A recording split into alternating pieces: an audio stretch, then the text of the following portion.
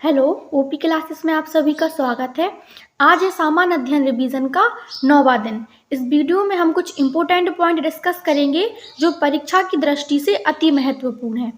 इसमें सबसे पहले हम जानेंगे मस्तिष्क के भाग तथा उसके कार्यों के बारे में।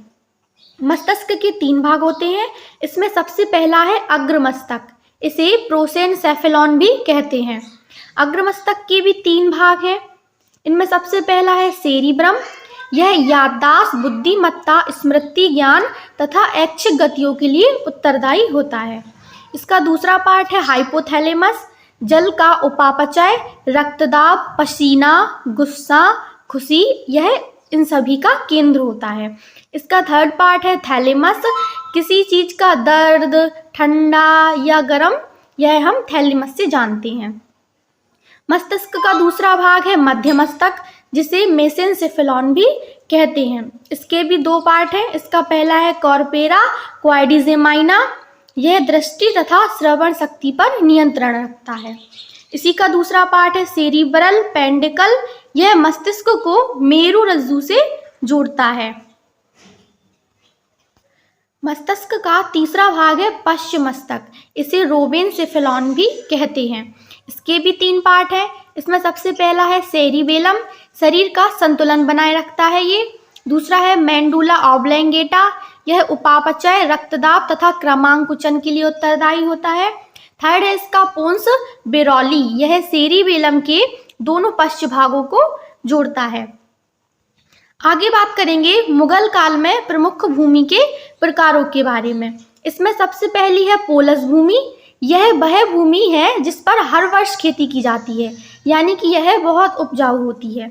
दूसरी है परती भूमि, उर्वरता प्राप्त करने के लिए 1-2 वर्ष बिना बोए ही इसे छोड़ दिया जाता है, यानी कि इस पर 1-2 वर्ष के अंतराल में खेती की जाती है। तीसरी है चाचर भूमि, इसे 3-4 वर्ष तक बिना बोए छोड़ दिया जाता है, ये कम उपजाऊ होती है और इस पर 3 से 4 वर्ष के बाद खेती की जाती है। अगली है बंजर भूमि, यह खेती योग्य भूमि नहीं है, इस पर खेती ही नहीं होती है। अगली है खालसा भूमि, इसे शाही भूमि भी कहते हैं क्योंकि इस पर राजा महाराजाओं के निजी कार्य होते थे। अगली है जागीर भूमि, यह प्रमुख व्यक्तियों को वेतन के रूप में दी जाती थी, यानी उनकी कार्य सेवा के बदले में वेतन ना देकर जागीर के रूप में भूमि ही दे दी जाती थी। नेक्स्ट है सरयुगाल, सरयुगाल भूमि, इसे मदद ए मार्श के नाम से भी जाना जाता है। अनुदान में दी गई लगान मुक्त भूमि, इसे मिल्क भी कहते थे, मतलब यह दान में दी जाती थी और यह लगान मुक्त भी थी।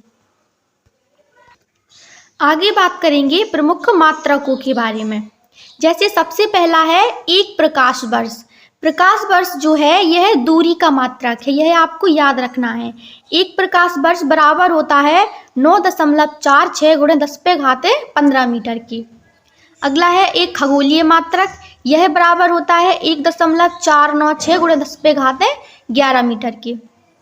एक पारसेक, इसे पारलैक्टिक सेकेंड भी कहते हैं, यह बराबर होता है 3.08 × 10⁻16 मीटर के, या एक पारसेक 3.26 प्रकाश वर्ष के बराबर भी होता है।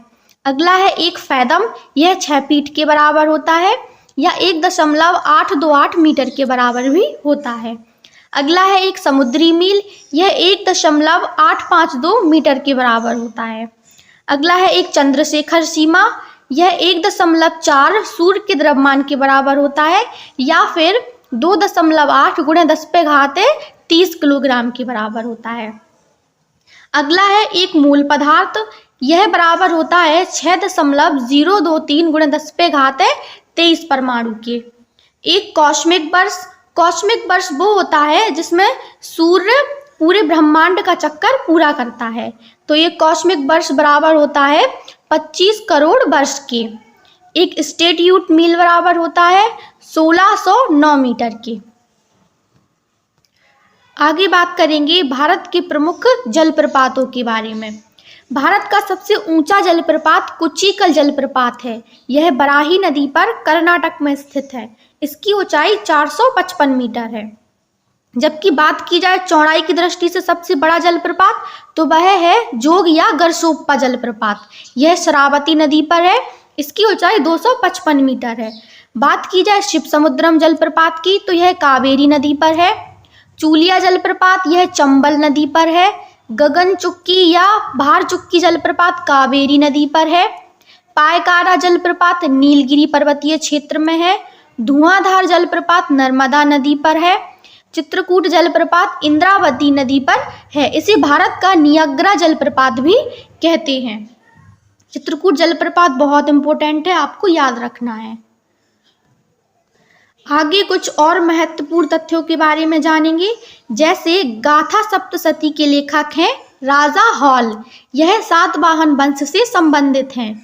ऐहोल अभिलेख का निर्माण पुलकेशिन द्वितीय ने करवाया था। ए कोड ऑफ जेंट्रल लॉज यह मनुस्मृति का अंग्रेजी अनुवाद है। लोथल को लघु हड़प्पा भी कहते हैं। लोथल गुजरात राज्य में स्थित है। चांदी व गन्ने के प्रथम उल्लेख अथर्ववेद में मिलता है। प्राचीन काल में हल से वाली नालियां शीता कहलाती थी। जैन साहित्य को आगम साहित्य भी कहते हैं। आज के लिए इतना ही, धन्यवाद। अगर वीडियो आपको अच्छी लगी हो तो लाइक कमेंट शेयर जरूर करें और चैनल को सब्सक्राइब करना ना भूलें।